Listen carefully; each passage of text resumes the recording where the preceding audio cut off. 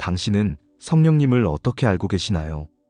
혹시 죄를 지적하고 죄책감을 주고 혼내는 무서운 존재로 생각하진 않으셨나요?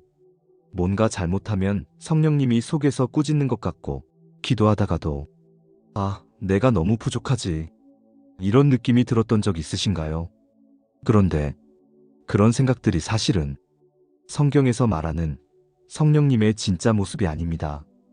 오늘 성령님에 대한 오해를 깨트린다면 당신의 신앙생활은 완전히 달라질 겁니다. 이 영상은 앤드류 워맥 목사님의 강연을 이해하기 쉽게 재구성한 것임을 밝힙니다.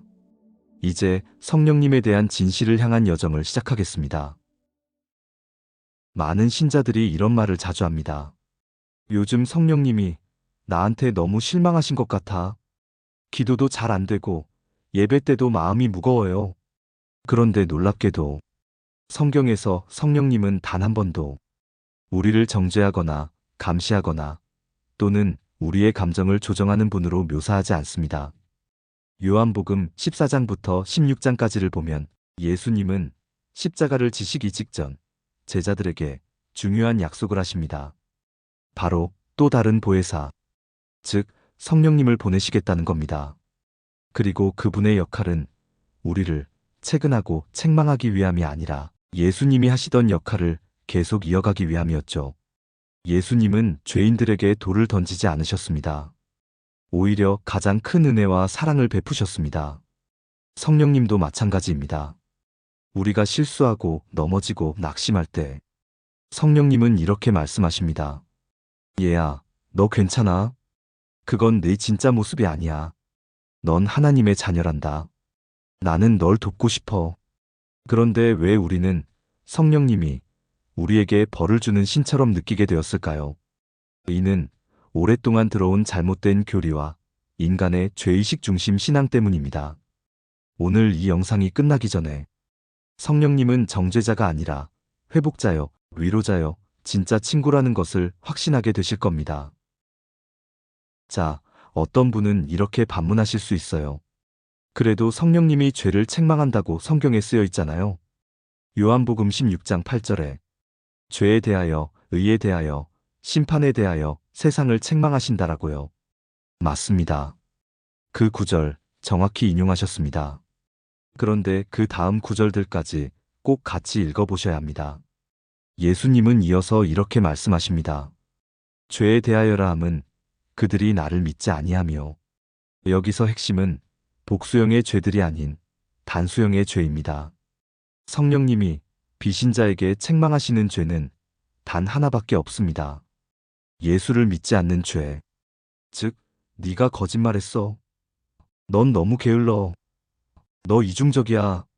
라고 말하는 것이 아니라 넌 예수를 아직 모르잖아. 나는 너에게 예수를 알게 하고 싶어. 그것이 진짜 성령님의 책망입니다. 그렇다면 믿는 자, 곧 신자에게는요. 성령님은 죄책감 대신 정체성을 일깨우는 책망을 하십니다. 그건 네가 할 짓이 아니야. 넌 의로운 자야. 넌 이미 예수 안에서 승리한 자야. 성령님은 우리에게 죄의식이 아니라 의의 의식, 즉 내가 의롭다는 인식을 주시는 분입니다. 그리고 그 의식이 우리를 회개로 이끕니다. 두려워서 고개를 숙이는 회개가 아니라 사랑받는 자로서 당당히 다시 하나님께 나아가는 용기의 회개입니다. 성령님이 우리를 어떻게 일으키시고 회복하시는지, 이건 교리가 아니라서 오히려 경험 사례를 들려드리는 게 훨씬 와닿을 것입니다. 한 자매님의 실제 간증을 전해드릴게요. 이 자매님은 오랫동안 자신을 쓰레기처럼 느끼며 살아왔습니다. 나는 맨날 죄만 짓는 것 같아. 하나님은 나한테 진절머리가 나셨을 거야. 이 자매님은 매일 하나님께 용서를 구했지만 마음엔 평안이 없었습니다. 기도하다가도 머릿속엔 늘 이런 소리가 맴돌았다고 합니다. 너는 자격 없어. 너는 하나님을 너무 실망시켰어. 다시는 회복 못해. 그러던 중 한 성령 충만한 여성을 만나게 됩니다. 그녀는 조용히 그러나 분명하게 말했습니다. 그건 성령님의 음성이 아니에요. 성령님은 절대 그렇게 말씀하지 않으세요. 하나님은 당신을 사랑하세요. 이미 용서하셨어요. 그날 밤 자매님은 처음으로 방언을 하며 성령님의 임재를 체험했습니다. 그리고 그 안에서 이런 마음이 들었다고 해요. 나는 하나님께 버림받은 존재가 아니라 그분의 딸이다. 나는 의롭다. 나는 회복될 수 있다. 그리고 며칠 후 케어리스 바이블 컬리지에서 개최한 힐링 컨퍼런스에 참석하게 되고 거기서 2년치 학비를 다른 두 여성에게서 기적처럼 후원받게 됩니다. 성령님의 음성은 죄책감이 아니라 사랑과 확신이었습니다. 그 자매님의 삶은 지금 완전히 바뀌었습니다. 그녀는 말합니다. 이제는 압니다. 나를 정죄하던 건 성령님이 아니라 내 안의 죄의식과 마귀의 속삭임이었어요. 성령님은 나를 자유하게 하셨습니다. 자, 이제 현실적인 질문을 던져볼게요. 그렇다면 나는 매일 죄도 짓고 실수도 많은데 성령님은 그걸 그냥 덮고 넘어가시는 건가요? 아닙니다. 성령님은 죄를 지적하시되 그 방식이 완전히 다릅니다. 정죄는 넌 끝났어 라고 말합니다. 성령님은 그건 내 본 모습이 아니야 라고 말씀하십니다. 예를 들어 당신이 재정 문제로 불안해하고 있는 상황이라면 성령님은 이렇게 말씀하실 거예요. 왜 걱정하니? 나는 너의 공급자란다.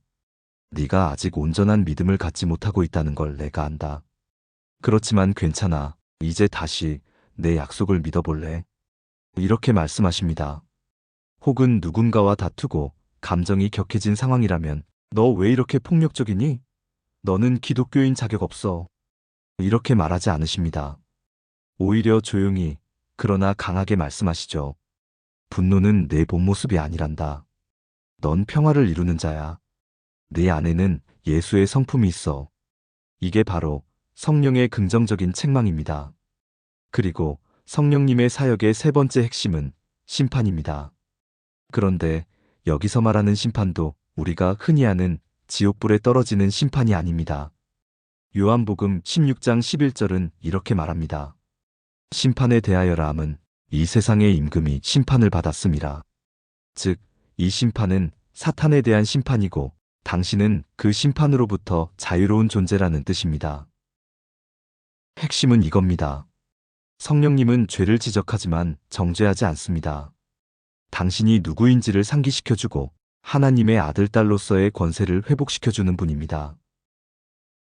오늘 이 영상을 통해 성령님에 대한 이미지가 바뀌셨나요?